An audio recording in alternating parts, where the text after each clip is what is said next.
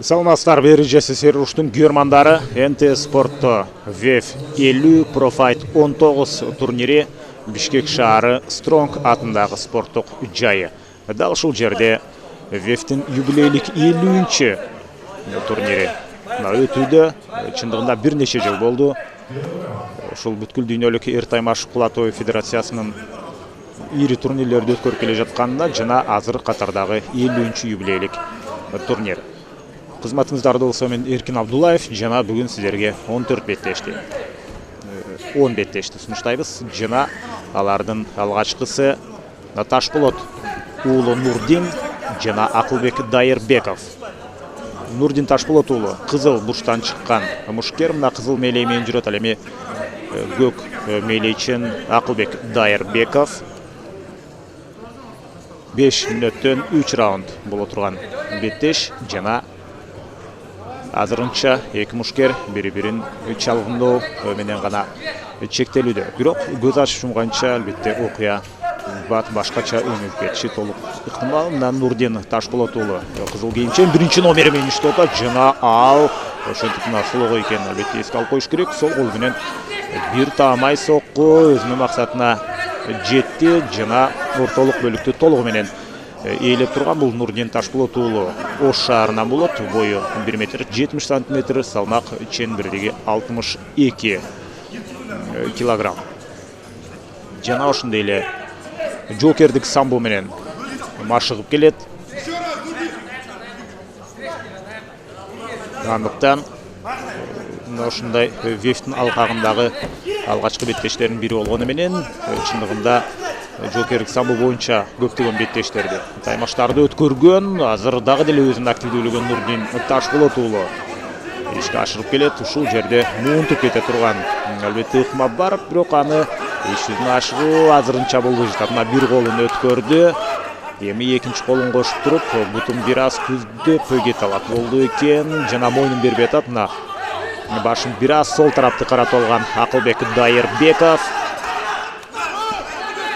муунту ыкмасы ишке ашпай кала турган болсо, анда албетте сокку узатканга мүмкүнчүлүк бар. Бул жерде сөзсүз түрдө колу менен тоспогон жерге эмес, колу менен тосуп турган учурда деле сокку узатса баары бир таасирдүү болуп чыгат. Өтө ыңгайсыз абалда Акылбек Дайырбеков калды. Нурдин Ташполот уулу Акылбекке караганда 3 жашка улуу. Ал 1993-жылы 11 ноябрда төрөлгөн, Акылбек болсо 1996-жылы төрөлгөн. Бирок азыр мына абал өзгөрдү дагы. Акылбек бир аз өзүнүн позициясын жакшыртып алды. Ал атаандашынын үстүндө. Акылбектин каймана аты Красавчик. Ошондой каймана атты алып жүрөт. Өзү ысык көлдөн болот. 1 метр 73 сантиметр салмак чен бирдеги. Азыркы учурда ушул таразыга түшкөн маалда анын салмагы 61 килограмм болчу. Бөтөн боюн узундугу болгону 3 сантиметр. Мына көк бурчтан чыккан Акылбектин бою 3 сантиметр узун, бирок жашы 3 жашка кичүү. Биринчи раунд өтө жакшы динамикалуу башталды. Эки мушкер тең өзүнүн активдүүлүгүн көрсөттү. Айрыкча Нурдин Ташполот уулу биринчи номер менен иштеп рингтин кожоюну болгусу келет. Мына дагы деле атаандашын акырындап бурчка такап бара жаткан мезгили. Акылбек Дайырбеков мына эми гана анын жалаң экинчи номер менен иштеп арка чегинбестен ушундай сокку узатканына күбө болуудабыз. Бирок партерде өзүн жакшы алып жүрөрүнө күбө болдук Акылбектин. Акылбек бокс боюнча спорттун чеберлигине талапкер. Андыктан туруу абалында Акылбек өзүнүн ыңгайсыз сезиши негизинен мүмкүн эмес. Эмне болсо дагы бокстун өкүлү, мына колдору да узун жана дал ушундай дистанциядан тескерисинче Акылбек активдүүрөөк болушу керек. Азыр бир аз октагонго көнүп алгандан кийин мүмкүн өзүнүн ушул бокстагы ыкмаларын демек колдонуп баштайт. Мына азыр оң колу менен алыстан соккуну узатты. Жакынкы кол эмес, жеп сокку жок. Тескерисинче алыс турган колу менен сокку узатып атат. Бул албетте бир топ кубаттуу, бирок эгерде өз максатына жете турган болсо, ага карабастан жана Нурдин Ташполот уулу дагы туруп беттешүүдө өзүн ыңгайлуу сезет. Азыр кайрадан Нурдин Ташполот уулу Акылбекти мына партерге жаткырып алды. Бирок Акылбек партерде деле ушул алгачкы мүнөттөрдө өзүнүн ыңгай сезген менен, бирок ал абалдан кутулуп кеткенге мүмкүнчүлүк болду эле. Бул рет позиция бир аз башкачараак. Анда буга чейинкисинде Нурдин Акылбектин артында болсо, азыр анын үстүндө. Көз ачуңганча биринчи раунд соңуна чыкты. Аны кандайдыр деңгээлде Нурдин Ташполот уулунун пайдасына чечти болчудай. Бирок азырынча беттештин тагдыры чечиле элек. Алдыда дагы 2 раунд. Кайсыл мушкер өзүнүн жакшы жагын көрсөтө турган болсо, албетте ага ийгилик жылмаят. Биз биринчи раунддагы сценарий менен өнүккөн окуяга күбө болуудабыз. Дагы деле активдүүлүгүн көрсөткөн Нурдин Ташполот уулу жана канчалык биринчи раунддагыдай активдүүлүк азырынча байкалбайт. Акылбек Дайырбеков акырындап өзүнүн абалын жакшырта баштады. Лоу кик Нурдиндин аткаруусунда Джонсандын ички бетин көздөй сокку узатты. Акылбек толугу менен актагонго көнө элек сыяктуу. Бирок потенциалы бар. Эгерде мына ушул спорттун ой, азыр сол кол менен ылдыйкы жакка кандай кубаттуу сокку, дагы бир сокку, бир аз жеңил нокдаунга кеткендей таасир калтырат. Жана Нурдиндин чындыгында соккулары өтө оор. Жол дегенде нокдаун жыттанат. Бир аз өзүн ишенимдүү сезип баштады эле Акылбек Дайырбеков. Ошол замат сологой Нурдин Ташполот уулунан таамай соккулар кете баштады. Албетте бул эрежесиз эр уруш жана бул спорттун түрүндө идеалдуу жакшы карьера жасоо үчүн жеңилге турбайт. Тишка учуп кетти окшойт, түшүп калды окшойт кайсыл бир мушкердин, менин оюмча Нурдин Ташполот уулу тишка түшүп калды. Аны бир аз сууга чайкап туруп, кайрадан оозуна салып дагы беттешти. Андан ары албетте өткөрө берет. Бирок Нурдин Ташполот уулунун беттешти өткөрүү манерасы жакшы. Ал үстөмдүк менен беттеш өткөргөндө демек жакшы көрөт. Жана мунасага чыныгы бокстун өкүлү азыр керек учурдан пайдаланып ылдыйкы жакка бир сокку узатып алды. Ошентип мына биз сиздерге сунуштап жаткан биринчи таймашта, биринчи жупта өтө кызыктуу окуялар орун алып атат. Партерде эмес, көбүнчөсү туруп беттешүүнү өткөрүү дагы бул жакшы нерсе. Бирок колунун бир аз узун экенине, ошондой эле бокстун өкүлү экенине эске сала турган болсок, Акылбек Дайырбеков үчүн негизинен туруп беттешүү ага ыңгайлуу. Ошондуктан Нурдин 1-2 сокку узатып туруп, аралыкты кыскартып келип, мына ушундай атаандашынын белине кирип барып партерде иштесе, ал үчүн пайдалуураак болот беле. Экинчи раундда Нурдин Ташполот уулунун артыкчылыгын биз көрө албай жатабыз.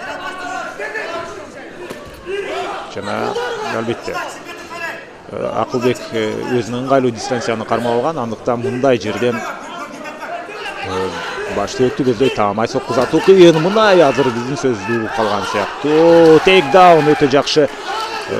Нурдин Ташполот уулу ыңгайлуу учурду пайдаланып атаандашынын белине кирип келди, бирок мойнун алдырып турат.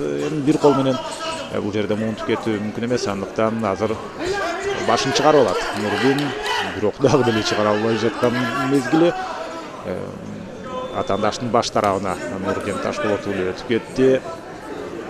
Бул муунтуу эмес, менин оюмча коргонуу тумасы Акылбек Дайырбековдун. Эгерде ушул оң колун Акылбек азыр кое бере турган болсо, өзүн көздөй бир нече соккуларды өткөрүп алышы ыктымал. Ошондуктан атаандаштын Нурдиндин ушинтип мойнун кармап турса, экинчи колун да кошуп алды окшойт.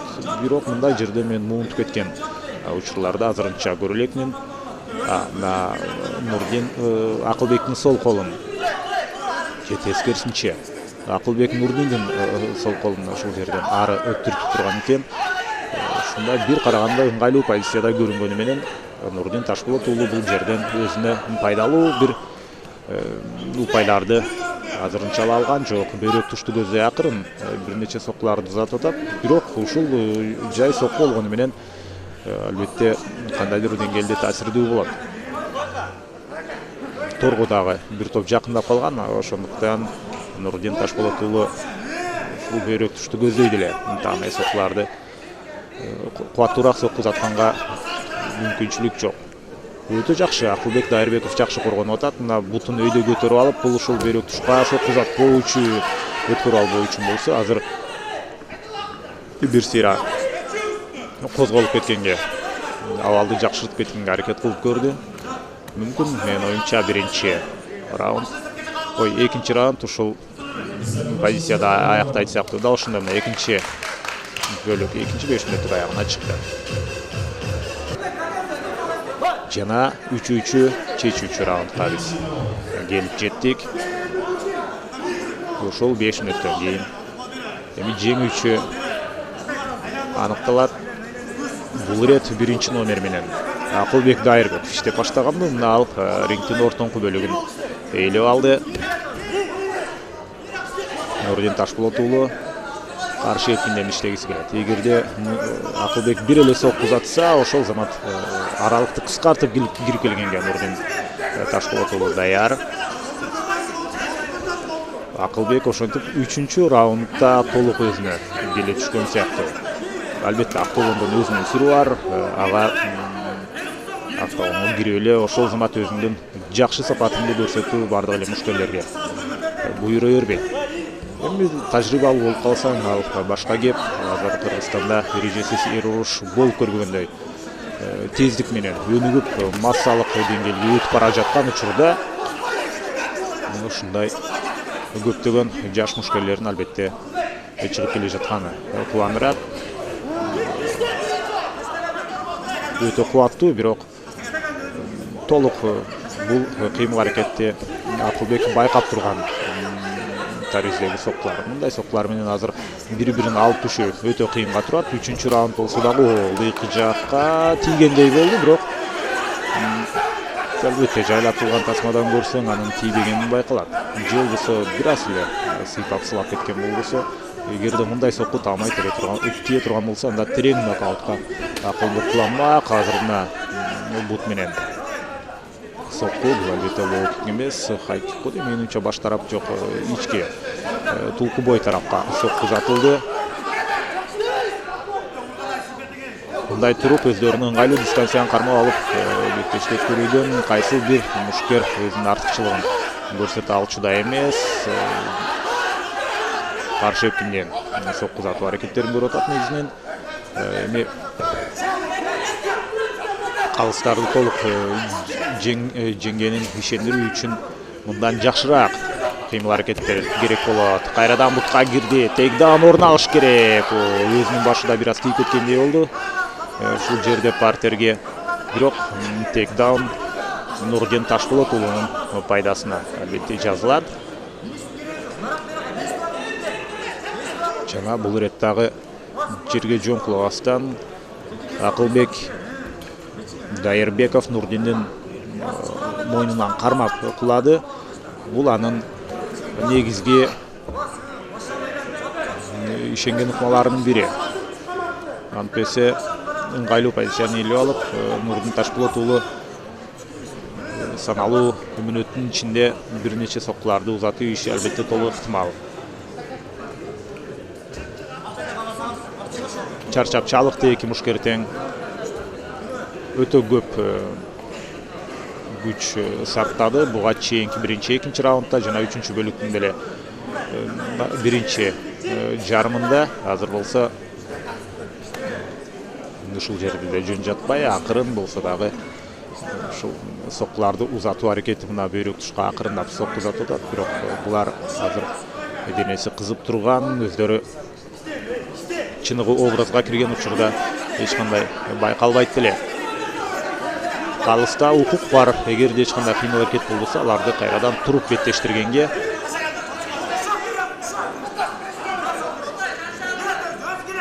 Нурдин Ташболот уулу сиңизерге салып коелу. 1,70 см боюн узундугу. Ал эми 1,73 бул Акылбек Дайырбеков. Акылбек Ысык көлдөн, Нурдин Ташболот уулу Ош шаарынан. Биринчи ой-ой-ой, мына ушул нокдаун кылем, бирок албетте бул бокстан айырмаланып, бул жерде эсеп ачылбайт. Болгону калыс тартуу гана ушул абалды толугу менен байкап турат. Акылбектин бокс боюнча спорт чеберлигине талапкер экенин эстен чыгарбаш керек. Нурдин Ташболот уулу бир аз ошол соккуну өткөрүп алгандан кийин өзүнө чындап келе түшкөн Нурдин тейкдаун менен кайрадан Акылбекти жерге басып жыгылды. Бирок кайрадан эле мына ушундай мойнун берип коюлуп турат. Бул убакыт соңуна чыгып калганга чейин эртерээк упай чогултам десе, мына мойнун бошотуп алыш керек. Эми сериялуу соккуларды узатууга мүмкүнчүлүк болобу. Мына Акылбек туура акманы колдонуп атат. Нурдиндин белинен кармап алып өзүнө мына жакыныраак тартам деп. Жана 3-чү раунд соңуна чыгып калды окшойт. Дал ошондой мына беттеш аягына чыкты. Башында Нурдин өтө. Жок, мына биз расмий чечимди күтөлү. Присуждается бойцу красного угла Ташболот уулу Нурдин жеңишке жетти. Калыстардын бир добуштан чечим менен чындыгында өтө активдүү баштаган Нурдин биринчи раундда, экинчи раундда деле тандашынан кем калган жок. Үчүнчү бөлүктө ушул акыркы секундалардагы бир оор соккуну өткөрүп алганын эске албаганда толугу менен өзүн